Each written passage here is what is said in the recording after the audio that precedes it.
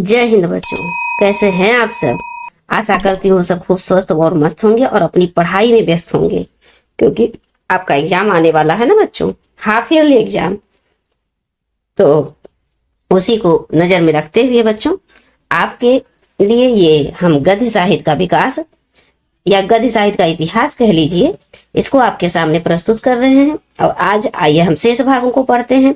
हमने देखिए बच्चों, इसके पहले ये देखिए छायावाद युग को हमने पढ़ लिया। इसके पहले ये देखिए कहानी, उपन्यास, ये सब विधाओं को पढ़ लिया। द्विवेदी युग को हमने पढ़ लिया। अब आइए बच्चों, छायावाद के युग के बाद जो छायावाद उत्तर युग है उसको पढ़ते हैं। उससे वहां पर जो लेखक हैं या उनकी जो रचनाएं हैं या उनकी जो विशेषताएं हैं वो हम सबसे पहले जानेंगे। तो बच्चों, आप इस थ्योरी को सिर्फ ध्यान पूर्वक सुनिए। इसको आपको लिखना नहीं, हर जगह लिखना नहीं है।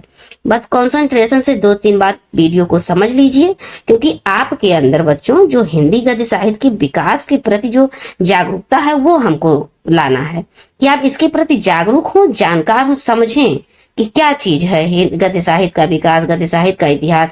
ये आपके पाठ्यक्रम का एक महत्वपूर्ण हिस्सा है, क्योंकि इससे संबंधित 5 क्वेश्चन आपके एग्जाम में आएंगे जो कि ऑप्शन के साथ रहेंगे। इसमें एक क्वेश्चन रहेगा, उसमें 4 ऑप्शन रहेंगे। तो हम जब इसको अच्छे से पढ़े नहीं रहेंगे, यहाँ बच्चों हमारे लिए एक आसान बात सिर्फ इतना है कि जब भी क्वेश्चन दिया रहेगा तो उसके साथ ऑप्शन दिए रहेंगे। ये तो आसान हो गया। क्यों? क्योंकि यहाँ पर समय की बचत हो जाएगी। लेकिन कठिन पढ़ना हमको उतना ही पड़ेगा। ये कठिन बात है कि हमको उसी प्रकार से पढ़ना पड़ेगा जैसे हम कोई चीज क्वेश्चन आ गया उसको हमको अपने मन से लिखना है, तो उतने लगन से पढ़ते हैं, उतने ही लगन से हमको इसको भी पढ़ना पड़ेगा। बस इसमें अंतर क्या होगा बच्चों, हमारे समय का एग्जाम के समय में बचत हो जाएगा, क्योंकि हम अच्छे से पढ़े रहेंगे, चीजें याद रहेंगी, तुरंत क्वेश्चन पढ़ेंगे और ऑप्शन देखेंगे, तुरंत सही ऑप्शन को लिखते हुए फिर नेक्स्ट क्वेश्चन की ओर आगे बढ़ जाएंगे। तो इससे क्या होगा कि समय की बचत होगी और कुछ नहीं है, पढ़ना हमको उतने ही लगन से है। तो सबसे पहले बच्चों इसको थ्योरी को हम समझते हैं, क्या क्या चीजें हैं, ये सब युग क्या है, कितने प्रकार के, कौन कौन लेखक हैं किस युग के। उसके बाद बच्चों इससे संबंधित जब क्वेश्चन आएंगे तो उसको आप ध्यान से समझिएगा।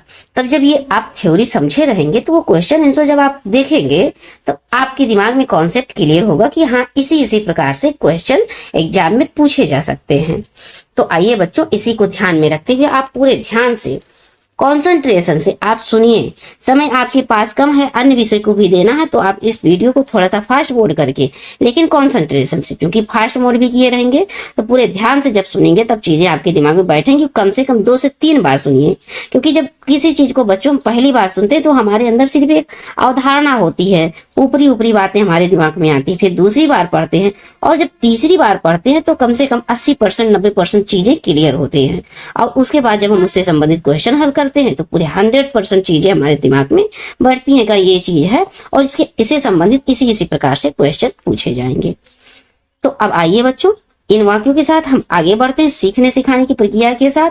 और जब सीखेंगे नहीं बच्चों तो फ्यूचर में फिर जीतेंगे कैसे, क्योंकि हम लोगों को जीतना है, अच्छे से अच्छा अंक प्राप्त करना है इस एग्जाम में, क्योंकि अब फिर नेक्स्ट एग्जाम आएगा ना बच्चों, 12 एग्जाम, जिसमें हमको अभी से ही तैयार होना है। तो चलिए बच्चों, अब प्रारंभ करते हैं। सबसे पहले देख लेते हैं कि छायावाद उत्तर गद्य युग क्या है।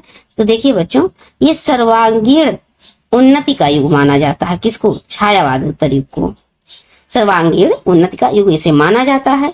महत्वपूर्ण गद्य लेखकों की लेखन की शैली, जैसे जो विशेष जो लेखक हैं उनकी जो लेखन की जो शैली है उसके बारे में बताया गया है यहाँ पर। जैसे कहते नहीं कि लेखक का जीवन परिचय होता है तो उनकी शैली कैसी है, कवि की शैली कैसी है, तो वही चीज यहाँ पर शैली के बारे में समझाया गया है। तो आप समझिएगा भाषा, शैली, ये सब। तो देखिए बच्चों, सबसे पहले आचार्य राम प्रसाद हजारी प्रसाद द्विवेदी जी आते हैं। हजारी प्रसाद द्विवेदी, ध्यान दीजिएगा बच्चों, महावीर प्रसाद द्विवेदी और हजारी प्रसाद द्विवेदी, ये दोनों में बहुत ज्यादा कंफ्यूजन होता है। आपसे क्वेश्चन पूछता है एग्जाम में कि द्विवेदी की शुरुआत कब से प्रारंभ हुई, और ऑप्शन में दे देंगे हजारी प्रसाद को सबसे पहले ऊपर ही नंबर पे दे देंगे, उसके बाद महावीर प्रसाद द्विवेदी। तो हमको क्या लगता है, द्विवेदी यहाँ पर भी और द्विवेदी वहां पर भी बड़ा ही कंफ्यूजन रहता है कि हजारी प्रसाद द्विवेदी जी हैं या फिर महावीर प्रसाद द्विवेदी हैं। तो महावीर कौन है बच्चों? किसके नाम से किसी युग का शुरुआत हो सकता है? जो महावीर होगा। किसी भी युग का शुरुआत अगर किसी के नाम से होता है तो कैसा होगा, महावीर होगा। याद करने की ट्रिक है कि आप याद रखिएगा। अगर इससे संबंधित क्वेश्चन पूछता है कि द्विवेदी युग की शुरुआत किस लेखक से होती है तो आप बताएंगे कि महावीर प्रसाद, आचार्य महावीर प्रसाद द्विवेदी के नाम पर द्विवेदी युग का शुरुआत होता है या उनके नाम पर द्विवेदी युग नाम पड़ा। तो देखिए बच्चों, हम हजारी प्रसाद द्विवेदी की बात कर रहे हैं। इनकी भाषा की क्या विशेषता है, तो ये पांडित अर्थात बहुत विद्वान थे एवं चिंतन भी करते थे। साथ में इनकी भाषा में सहजता थी, सरसता थी और समन्वय था। बच्चों, कम्युनिकेशन था, बात करने की, जो चीजों को समझने की। इनकी जो रचनाएं हैं उसको आसानी से समझ पाए पाठकगण। इनकी ऐसी भावना, इनकी इतनी चिंतन विशेषता थी और इनकी ऐसी पांडित विद्वान थे। मतलब इतना पंडित और विद्वत थे कि इन्होंने चिंतन करते थे कि हम किस तरह से सहजता और सरलता से लिखे, जो कि आपसी समन्वय बना रहे। चीजों का जो तालमेल है, जो हम एक कड़ी से दूसरे कड़ी को, एक वाक्य से दूसरे वाक्य को जोड़ें तो उसमें जो समन्वय अच्छे से बना रहे, जिससे पाठकगण बड़े ही रोचक से, बड़े ही मग्न होकर हमारी रचनाओं को पढ़ें। ये द्विवेदी, हजारी प्रसाद द्विवेदी की विशेषताएं हैं, शैली की विशेषता। अब शांति प्रिय द्विवेदी की शैली कैसी है बच्चों, तो प्रभाव ग्रहणी है। शांति ग्रहणी कैसी होती है, शांति प्रिय होती है ना बच्चों। ग्रहणी कैसी होती है, ट्रिक है, बस ट्रिक पर ध्यान दीजिए। देखिए अब दिमाग में आ जाता है, ग्रहणी हमने देखा तो दिमाग में आ गया कि ग्रहणी कैसी होती है, शांति प्रिय होती हैं। तो अब देखिए, प्रभाव ग्रहणी शांति प्रिय, शांति द्विवेदी, शांति प्रिय द्विवेदी की ग्रहणी क्या कहते हैं, शैली कैसी है, तो प्रभाव ग्रहणी प्रज्ञा है और भावोच्छ्वसित है। मतलब भावना से उच्छ्वसित है। मतलब इनके क्या कहते हैं, रचनाओं में भावों को प्रधानता दी गई है। अब देखिए बच्चों, रामधारी सिंह दिनकर को लेते हैं तो विचारशीलता है इनकी शैली में, विषय वैविध है, विषय बहुत विविध प्रकार के हैं और व्यक्तित्व व्यंजना है और व्यक्तित्व की अभिव्यंजना है। और भगवती चरण वर्मा के बारे में देखते हैं तो इनकी शैली बच्चों एकदम सहज है, व्यवहारिक है, प्रवाहपूर्ण है और व्यंग गर्भित भी है। मतलब इनकी शैली में व्यंगात्मक मतलब हंसी या तर्क या थोड़ा सा उल्टा बोलने की जो ऐसे प्रवृत्ति है, व्यंग कसने की बातें हैं इनकी शैली में। अब जैनेन्द्र कुमार आते हैं बच्चों, तो ये दार्शनिक मुद्रा एवं मनोवैज्ञानिक निगूढ़ता इनमें है। कैसे हैं ये जैनेन्द्र कुमार, दार्शनिक मुद्रा इनकी शैली में की विशेषता है और मनोवैज्ञानिक निगूढ़ता है इनमें। और अज्ञे जी तो बौद्धिकता को ज्यादा वो करते हैं, क्यों, क्योंकि ये अज्ञे हैं, अज्ञे बौद्धिकता। अब देखिए बच्चों, डॉक्टर नगेंद्र की बात करते हैं। जब चूंकि ये डॉक्टर हैं तो नगेंद्र हैं तो काफी तर्क प्रधान इनकी शैली रहेगी, विश्लेषण परक रहेगी, आत्मविश्वास उसमें शैली में रहेगा, पाठकगण आत्मविश्वास महसूस करें। अब आते हैं राम वृक्ष बेनीपुरी, तो ये शब्द चित्रों के लिए प्रसिद्ध हैं। किसके लिए प्रसिद्ध हैं, तो ये शब्द को इतने अच्छे से शब्द के भावों को इतने अच्छे से चित्रण करते हैं कि उसके लिए ये प्रसिद्ध हैं, शब्द चित्रों के लिए। अब बनारसी दास चतुर्वेदी आते हैं बच्चों, तो ये संस्मरण, जीवनियां और रेखा चित्र इनकी प्रसिद्ध रचनाएं हैं।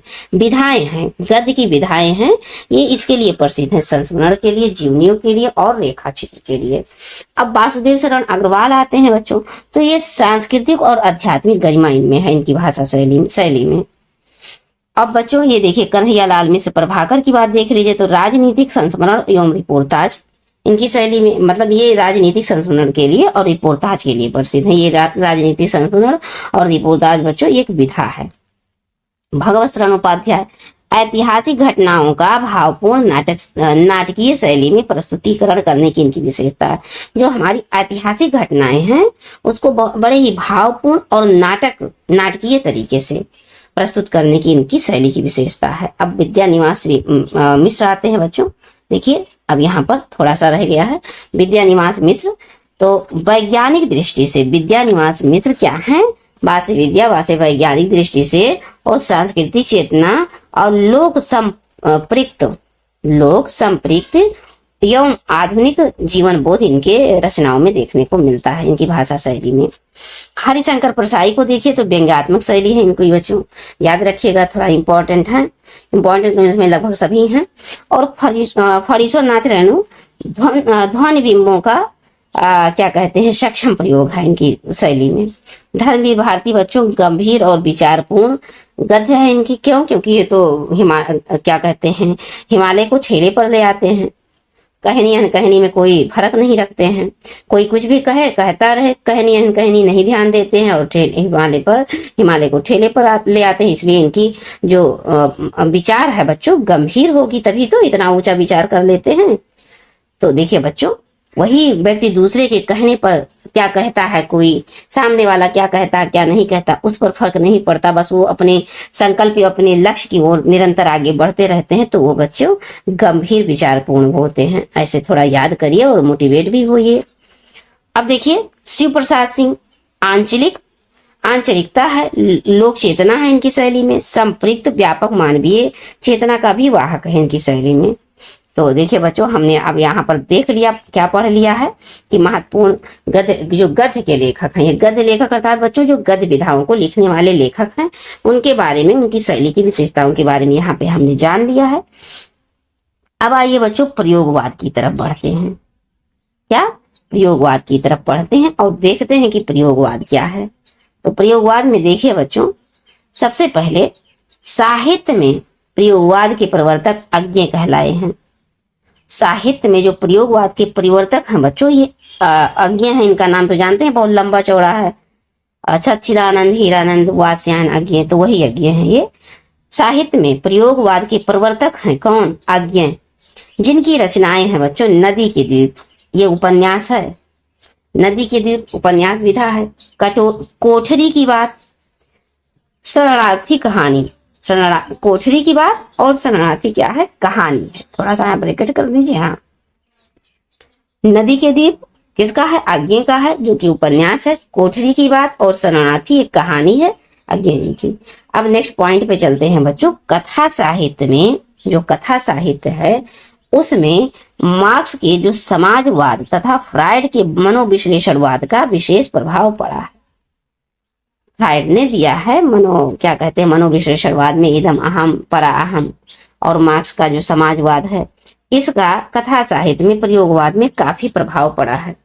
अब देखिए बच्चों, रचनाओं में पीढ़ी का जीवन संघर्ष, आकांक्षाएं, कुंठाएं, विद्रोह तथा नवीन जीवन मूल्यों की तलाश, प्रयोग धार्मिता स्पष्ट रूप से दृष्टिगोचर होती है। क्या क्या बच्चों? जो रचनाओं में, किनके? प्रयोगवाद के लेखक के रचनाओं में पीढ़ी का जीवन संघर्ष है, पीढ़ी दर पीढ़ी जो जीवन का संघर्ष रहा है, और उनकी जो मानव की समाज में व्यक्तियों की आकांक्षाएं रही हैं, उनके दुख कष्ट और कुंठाएं रही हैं, उनमें जो विद्रोह की भावना रही है और नवीन जीवन मूल्यों की जो तलाश है उनके अंदर, और प्रयोग धर्मिता, ये सब स्पष्ट रूप से दृष्टिगोचर होता है। कहाँ पर? ये प्रयोगवाद के लेखकों के लेखन में बच्चों। अब जैसे देखिए शेखर एक जीवनी, बहती गंगा, सूरज का सातवां घोड़ा आदि ये सब उपन्यासों में है। तो देखिए बच्चों, अब हम आपको ये देखिए इसको पढ़ लेते हैं, विधाएं और विधाओं में। अब हम विधाओं की ओर बढ़ गए हैं बच्चों, गद्य की विविध विधाओं, और इसको हम बहुत ध्यान पूर्वक समझेंगे क्योंकि आगे इससे संबंधित जब क्वेश्चन बनेंगे तो हम इसको आसानी से कर लेंगे। सबसे पहली बात, जैसे आ गया कि फला नाटक, कोई लेखक दे देंगे इनके नाटक लिखिए। नाटक क्या चीज है इसको तो हम सबसे पहले समझें। तो ये गद्य विधा की विभिन्न प्रकार की विधाएं, इसको विधा कहा जाता है बच्चों। जैसे नाटक हो गया, उपन्यास हो गया, रिपोर्टाज हो गया, संस्मरण हो गया, रेखा चित्र हो गया, तो ये सब क्या है बच्चों? विधा है। तो अब यहाँ हम लोग समझते हैं गद्य की विविध विधाएं। गद्य की विभिन्न प्रमुख विधाओं में निबंध, नाटक, एकांकी, आलोचना, उपन्यास, कहानी, यात्रा वृत्तांत, आत्मकथा, जीवनी, रिपोर्टाज, रेखा चित्र, संस्मरण, ये सब शामिल हैं। अब देखिए बच्चों, पहले नंबर पे क्या है? नाटक। हम नाटक को पढ़ेंगे और समझेंगे कि क्या चीज है। तो देखिए बच्चों, नाटक शब्द की जो उत्पत्ति हुई है वो नट धातु से हुई है, जिसका अर्थ होता है सात्विक भावों का प्रदर्शन करना। नट अर्थात अभिनय करने वाला। नट कौन है? अभिनय करने वाला, कला करने वाला, कलाकार। तो ये नट से अभिनीत होने के कारण भी यह नाटक कहलाया है। पॉइंट दूसरा देखिए बच्चों, नाटक एक दृश्य काव्य है, अर्थात इसको देखना पड़ता है, सिर्फ सुनने मात्र से नहीं होता, नाटक को देखना पड़ता है, इसलिए ये दृश्य काव्य है जिसमें दृश्य काव्य होने के गुण भी विद्यमान है। तीसरा पॉइंट बच्चों, जिस नाटक में व्यंग तथा सुरुचिपूर्ण हास्य का पुट देकर सामाजिक, धार्मिक, ध्यान से समझिए बच्चों इसको, राजनीतिक समस्याओं को उद्घाटित किया जाता है। नाटक के माध्यम से क्या किया जाता है, एक व्यंग्यपूर्ण तरीके से और एक सुरुचि तरीके से, सिस्टमेटिक तरीके से, हास्य ढंग से, मतलब हास्य भी उसमें हो, इसका पुण्य देकर क्या किया जाता है, सामाजिक जो व्यवस्थाएं हैं, सिस्टम है, समाज में जो चल रही हैं वर्तमान में चीजें, धार्मिक जो क्या अवधारणाएं हैं या राजनीतिक विशेषताएं क्या है, राजनीतिक जो समस्याएं हैं समाज में, उसको एक एक करके उद्घाटित किया जाता है, अर्थात दर्शाया जाता है। वो प्रहसन या प्रहसनात्मक होता है। प्रहसन क्या है बच्चों, हास्यप्रद होता है। कैसा होता है, हास्यप्रद करके दिखाया जाता है। अब आइए हिंदी के नाटक का जो विकास है, परंपरा है, कहाँ से शुरू होता है। देखिए बच्चों ये मोस्ट इंपॉर्टेंट है, ये कि जो हिंदी नाटक का विकास है, ये परंपरा कैसे कैसे कहाँ कहाँ तक चलता है, सबसे पहले कहाँ से फिर अंत कहाँ तक होता है। तो देखिए बच्चों, ये भारतीय युग से ही माना जाता है नाटक का विकास। नाटक को शुरुआत तो इनके पहले से ही हो जाती है, क्योंकि इनके पिता ने पहला नाटक लिखा है नहुस। शुरुआत तो इनके पहले से हो जाए, लेकिन विकास की यहाँ बात हो रही है कि विकास की, कोई चीज डेवलप कब होता है। जैसे जब कोई युग की शुरुआत होती है बच्चों, तो उसके पहले वो थोड़ा थोड़ा शुरुआत होना प्रारंभ होता है, लेकिन उस युग को वो नाम कब दिया जाता है, जो वो चरम सीमा पर, मतलब उसका मैक्सिमम विकास होता है उस समय में, तो उसी समय को वो नाम दे दिया जाता है। जैसे मान लीजिए कोरोना काल है और उस पर 10-15 पुस्तकें लिखी हैं और बाकी अन्य कालों पर लिखी हैं। मान लीजिए 20 पुस्तक लिखा गया है और 2020 में, और उस पर 15 पुस्तक कोरोना काल लिख दिया गया है, तब उसको क्या कहेंगे, कोरोना युग का नाम दे देंगे। समझ रहे हैं बच्चों आप बात को। तो इसी तरह से है, तो जिस समय पर जो अधिक विकास हो जाता है, तो चूंकि भारतीय युग के समय पर नाटक का कुछ ज्यादा ही विकास होता है, ये नुक्कड़ नुक्कड़ पर हर जगह नाटक करते हैं, इनके जो क्या कहते हैं भारतीय मंडल के कवि मिलकर ये सब लोग, तो इसलिए इसको इसका विकास माना जाता है भारतीय युग से। देखिए पहले नंबर पे भारतीय युग है नहीं, फिर आता है दूसरे नंबर पे बच्चों द्विवेदी युग, फिर प्रसाद युग, जयशंकर प्रसाद, और प्रसादोत्तर युग, इनके बाद का फिर समकालीन जो वर्तमान में चल रहा है। तो अब इसी को हम अच्छे से एक एक करके समझेंगे बच्चों। देखिए यहाँ पर अब दिया गया है, सबसे पहले दिया गया है कि भारतीय युग को देख लेते हैं। तो भारतीय युग के प्रमुख नाटक इंपॉर्टेंट है बच्चों, इसको याद करके आपको रखना है। भारतीय हरिश्चंद्र का विद्या सुंदर चंद्रावली, विद्या सुंदर चंद्रावली बार बार आपको रिवीजन करके याद करना पड़ेगा। इसका चाहे स्क्रीनशॉट लेके आप याद करिए, स्क्रीनशॉट आप कितना लेंगे, बहुत सारी चीजों का लेते हैं और फिर वैसे रखा रहता है, आप सीधा सीधा इसको कॉपी में उतारिए। जितना अधिक आप परिश्रम करेंगे उसका रिजल्ट बेटा उतना अच्छा खिल के आएगा। आप मार्केट में जाइए और जाके खरीदिए, कि आप भुट्टा खरीद लीजिए, एक बिना पका हुआ भुट्टा खरीदिए, उसके मूल्य को देखिए, और ये पका हुआ भुट्टा है उसके मूल्य को देखिए, दोनों में कितना अंतर होता है। अंतर क्यों हुआ, वो जो पका हुआ भुट्टा है ना बच्चों, बहुत तपा है आग में, अपने आप को खूब तपाया है, इसलिए उसकी कीमत बढ़ गई है। आपको अपनी कीमत बढ़ानी है, समाज के नजर में, अपने नजर में अपनी कीमत बढ़ानी, इसलिए आपको तपना पड़ेगा। तो बच्चों देखिए ऐसे बार बार इसको लिखना और पढ़ना पड़ेगा। तो भारतेंदु हरिश्चंद्र जो हैं, विद्या सुंदर और चंद्रावली को लिखे, और भी कई नाटक लिखे हैं जो इनमें, लेकिन ये पहला है। तो विद्या सुंदर चंद्रावली, और लाला श्रीनिवास दास ने तप्त संवरणा, जबकि इनका उपन्यास, पहला उपन्यास क्या है बच्चों, लाला श्रीनिवास दास का आपको याद होगा परीक्षा गुरु है। लेकिन यहाँ पर नाटक की बात हो रही तो हम नाटक की चर्चा करेंगे। तप्ता संवरण, प्रहलाद चरित्र, दो इन्होंने लिखा निवास जी ने, क्या, तप्ता संवरण और प्रहलाद चरित्र। और फिर आते हैं बच्चों अयोध्या सिंह उपाध्याय हरिऔध को लेकर, तो इन्होंने लिखा प्रद्युम्न विजय नाटक, प्रद्युम्न विजय। अब ये पूछ लेगा प्रद्युम्न विजय, क्वेश्चन में आपसे पूछेगा कि प्रद्युम्न विजय कौन सी विधा है। सबसे पहला तो आप बताएंगे नाटक है, लेकिन दूसरा पूछ लेगा कि इसके लेखक कौन है, रचनाकार कौन है, अयोध्या सिंह उपाध्याय हरिऔध जी है। अब शालीग्राम लाल ने क्या लिखा, अभिमन्यु वध, अभिमन्यु वध को शालीग्राम लाल ने लिखा। थोड़ा सा कनेक्ट कीजिए बच्चों, शालीग्राम किसको कहते हैं, श्री कृष्ण को कहते हैं ना। श्री कृष्ण को कहते हैं थोड़ा सा तर्क कीजिए। और अभिमन्यु कौन है? श्री कृष्ण के भांजे हैं, तर्क कीजिए, दिमाग लगाइए, दौड़ाइए। महाभारत में इनका वध होता है नहीं? कैसे होता है वध? आप तो महाभारत देखे होंगे, तो आप कनेक्ट कर लीजिए। शालिग्राम, अभिमन्यु। शालिग्राम के कौन है? भांजे हैं अभिमन्यु। बस इसी तरह से थोड़ा थोड़ा लिंक करिए और इसे लिख दीजिए। श्री कृष्ण के भांजे या महाभारत में अभिमन्यु वध, शालिग्राम, श्री कृष्ण, ऐसे लिख दीजिए। जो भी आपके दिमाग में आए ऐसे लिंक में आप लिख दीजिए, इसे जोड़ दीजिए, ताकि जब भी आप पढ़ें तो ये आपके बार बार ये भी आए, बस ये हमेशा के लिए आपके दिमाग में बैठ जाएगा। आप एक कुछ आप ऐसे ट्रिक को ऐड करके देखिए बच्चों। बस ये है कि लिखना पड़ेगा, क्योंकि जब आप दूसरी बार पढ़ेंगे तो दिमाग में फिर दूसरी चीजें आएंगी, तीसरी बार पढ़ेंगे तो कुछ और आएगा, तो उससे क्या होगा, फिर बदल बदल के फिर चीजें बैठ नहीं पाएंगे दिमाग में। और जब एक ही चीज बार बार रन करेगा, जब भी रिवीजन करेंगे तो वो फिर हमेशा के लिए बैठ जाएगा। जैसे शालिग्राम, लाल का नाम आएगा, आप तुरंत अभिमन्यु को याद कर लेंगे। अब देखिए बच्चों, सीताराम वर्मा विवाह विडंबन, सीता जी का विवाह होता है ना, कैसे विवाह होता है आप तो जानते हैं, कितनी कितनी खेला हो जाती है। इनके पिताजी होते हैं, कंडीशन रख देते हैं, प्रण ले लेते हैं कि जो शिव जी का ये धनुष तोड़ेगा वही विवाह करेगा। और इतने सारे राजा सब हार मान के बैठ जाते हैं, सब अपना अपना प्रयास करके। और अंत में श्री राम जी जब धनुष तोड़ देते हैं तो कितना भयंकर क्रोध करते हैं, कौन? परशुराम जी। तो कितना कितना खेला होता है। श्री सीताराम वर्मा विवाह विडंबन, ऐसे जोड़िए। काशीनाथ खत्री विधवा विवाह लिखते हैं, ये खत्री जी खत्री विधवा विवाह लिखते हैं। पहले विधवा विवाह बहुत ही खतरा होता था, पहले के जमाने में विधवा विवाह नहीं मान्य होता था। तो ये ईश्वरचंद विद्यासागर एक हैं, ईश्वरचंद विद्यासागर, जिन्होंने बहुत अच्छा प्रयास किया विधवा विवाह को लेकर। तो ऐसे लिंक करिए बच्चों, काशीनाथ खत्री, खत्री खतरा, विधवा विवाह खतरा। राजा लक्ष्मण सिंह शकुंतला, ये शकुंतला बच्चों इन्होंने अनुदित किया है, मेघदूत को, शकुंतला को और रघुवंशम को इन्होंने राजा लक्ष्मण सिंह ने क्या किया, अनुवाद किया। अब ये किसकी रचना है आप जानते हैं, ये तो नाटक है उनका, कालिदास जी का। अब आइए, अब देखिए बच्चों, द्विवेदी युग से हम आपको नेक्स्ट क्लास में प्रोवाइड करेंगे। चूंकि वीडियो लंबी ना हो, आपको लिखना भी है, इसको पढ़ना है, क्योंकि हमारा जो सिलसिला है निरंतर रहेगा।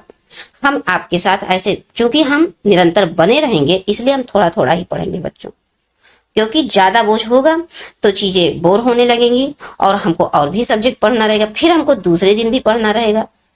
तो निरंतरता बनी रहे, हम आपके अंदर हिंदी के प्रति जागरूकता लाएंगे। यह हम पूरा प्रयास करेंगे बच्चों कि आपके अंदर जो हिंदी के प्रति जागरूकता है वो लाएं। थोड़ा ही पढ़ें, साइंस साइड के बच्चे हैं, आर्ट साइड के बच्चे हैं, और भी विषय हैं, थोड़ा समय दें, पर डे ये समय दें। और पर डे आप कैसे समय दे पाएंगे, जब आप हमारा ये चैनल सब्सक्राइब करे रहेंगे, क्लिक तुरंत जाएगा, टर्न से बजेगा, अरे मैम जी का आ गया वो गद्य साहित्य का इतिहास, पद्य साहित्य, अब आज थोड़ा पढ़ देते हैं, तुरंत उसी बहाने आप ऑन किए और पढ़ लिए। नेटवर्क है, नेटवर्क बार बार नहीं रहता, डाउनलोड कर लिए, बाद में पढ़ लिए, हो गया, दिमाग में बना रहेगा कि मैम रोज क्लास देती हैं, अगर आज नहीं पढ़ेंगे तो कल ज्यादा हो जाएगा, कल भी नहीं पढ़े परसों ज्यादा हो जाएगा, क्योंकि उसको 2 से 3 बार समझना है और कॉपी में लिखना भी है। तो इस तरह से पढ़िए बच्चों, इसीलिए हम निरंतरता बनाए हुए हैं। आज देखिए संडे है, फिर भी हम आज आपके लिए वीडियो प्रोवाइड कर रहे हैं, कल आपको ये वीडियो मिलेगा। आज आपको वीडियो मिला है और कल भी मिलेगा, और रोजाना ऐसे पूरे हफ्ते हमारा 101% प्रयास रहेगा बच्चों, निरंतर आपको वीडियो इसी प्रकार प्रोवाइड करते रहें। क्योंकि मेरा उद्देश्य है कि हम आप में निरंतरता का एक आदत डाल सकें, क्योंकि अच्छी चीजों को आदत में लाना बहुत जरूरी है और गलत चीजों को आदत से निकालना उतना ही अधिक जरूरी है। तो चीज अब इन वाक्यों के साथ बच्चों हम ये वीडियो आज समाप्त करते हैं। और एक बात अंत में फिर कहेंगे कि अगर चीजें और मेरा प्रयास आपको समझ में आ रहा तो बच्चों चीजों को और बच्चों तक शेयर करें, कोने कोने तक पहुंचाइए, जहां तक आपका प्रयास हो, जहां तक आप इसको पहुंचा सकें, ताकि हर बच्चे जागरूक हो जाएं हिंदी को लेकर और सजगता के साथ ऐसे निरंतर पढ़ते रहें। और बच्चों आप कमेंट के माध्यम से अवश्य बताएं, क्योंकि जो आपका सकारात्मक कमेंट होगा उससे हमको 2 गुना ऊर्जा मिलेगा, एनर्जी मिलेगा, हमको साहस मिलेगी, हिम्मत मिलेगी। हमारी हिम्मत तो आप ही लोग हैं ना, आप ही लोग हमारा आकलन करेंगे कि हाँ मैम क्या है, कैसे पढ़ा रही हैं, कितना उद्देश्य इनका कितना अच्छा है, इनकी भावनाएं क्या हैं, किस उद्देश्य से ये पढ़ा रही हैं निरंतर। ये चीजें आप समझ पाएंगे तो कमेंट भी अवश्य करें बच्चों, और वीडियो को लाइक करें और सब्सक्राइब तो सबसे पहले करें, क्योंकि निरंतर आपको वीडियो मिले, आपको पढ़ने की आदत बने। तो आइए बच्चों, अब इन वाक्यों के साथ हम इस वीडियो को समाप्त करते हैं और आपको मिलते हैं नेक्स्ट क्लास में ये द्विवेदी के प्रमुख नाटक के साथ। जय हिंद बच्चों।